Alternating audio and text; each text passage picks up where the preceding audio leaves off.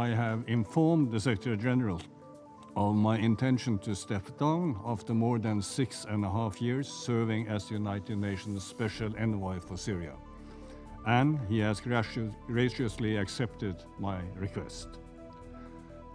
Firstly, let me say, and let me really underscore this, I am, and I believe we all are, deeply indebted to and profoundly grateful to the Syrian people who have shown extraordinary courage and humanity throughout these years. And today we heard two very impressive voices from Madame Chorbaji and the new PR. And I'm going to miss listening to that. But as my family and colleagues know, it has been my intention for quite some time to move on for personal reasons after a long period of service. Yet, given the extraordinary changes in Syria and the opening of a new chapter, it has also been both my duty and indeed my privilege to remain in office and to help guide the United Nations political efforts in the first crucial months of this historical period of political transition.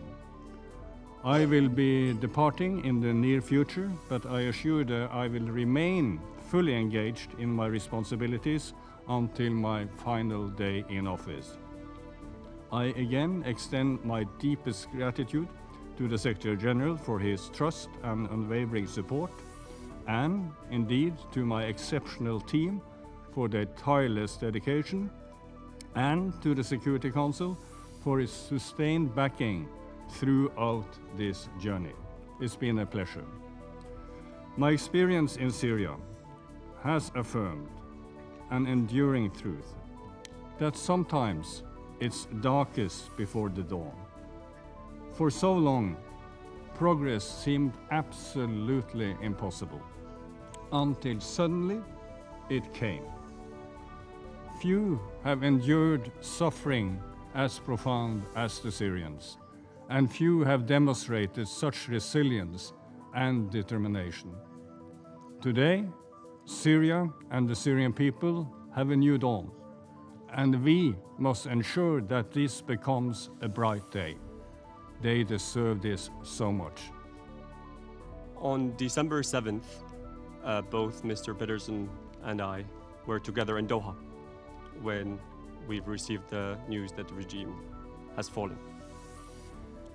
Being a special envoy for any conflict, let alone one that we Syrians know, is no easy job. I think everyone around this council can agree with me on this point. This is perhaps not unique to Syria, but Syria has presented incredible challenges for all the envoys that were bestowed with such a big responsibility. But what perhaps is unique to the Syrian situation in Mr. Envoy's departure is that he departs on a note of hope, on a success story, on a hopeful story, on well wishes for millions of Syrians, that he endured so much criticism and so much pressure to be able to serve. I wish him and his family, who I'm sure endured equally as much during that period, all the best. And we look forward, Mr. President, in engaging with the Secretary-General and all of you in working with his successor in a way that preserves Syrian sovereignty and fulfills the aspiration of the Syrian people. Let me welcome you, Ambassador Ibrahim al-Olabi, in your new role as the permanent representative of Syria to the United Nations in New York. I wish you well in these historic times.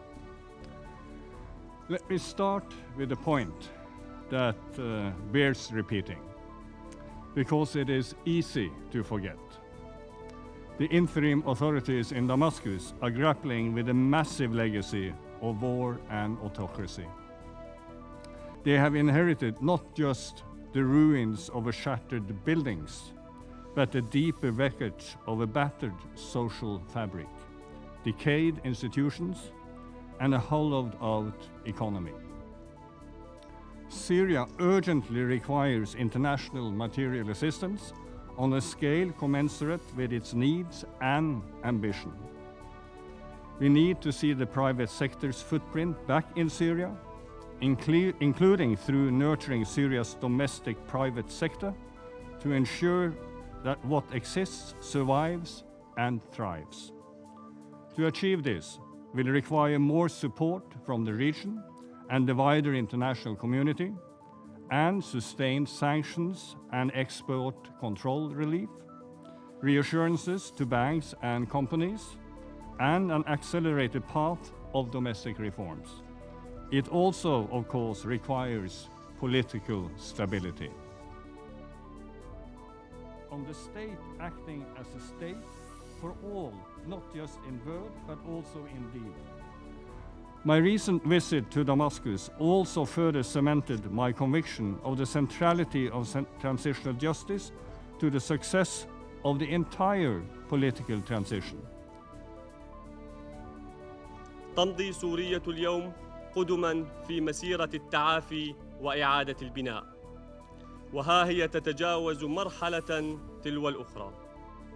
فبعد تحرير البلاد من الاستبداد والحفاظ على مؤسسات الدولة وملء الفراغ الرئاسي، تم البدء بحوار وطني ثم تشكيل حكومة متنوعة مبنية على الكفاءات.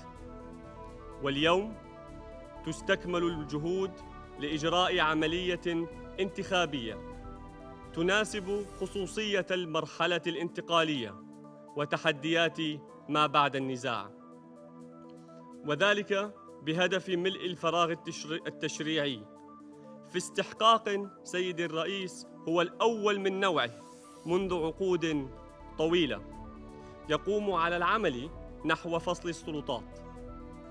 ونرحب في هذا السياق بالاتفاقات بين اللجنة العليا للانتخابات وعدد من منظمات المجتمع المدني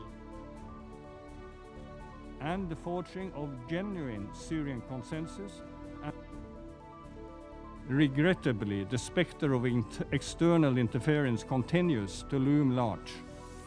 This month has seen further intervention by Israel, including Syrian state media reporting an incident of Israeli killing of several Syrian soldiers, and an Israeli command landing south of Damascus, as well as further strikes in early September. Mr. President, this kind of external intervention is unacceptable and must stop. إن سوريا تدين وبأشد العبارات الاعتداءات الإسرائيلية وتجدد مطالبتها مجلس الأمن بالتحرك الفوري لإدانة هذه الاعتداءات ومنع تكرارها، وإلزام سلطات الاحتلال الإسرائيلي بسحب قواتها من الأراضي السورية التي توغلت فيها على مدى الأشهر الماضية، وإنهاء احتلالها للجولان السوري وفق قرارات الأمم المتحدة ذات الصلة. But equally, the success of the transition will above all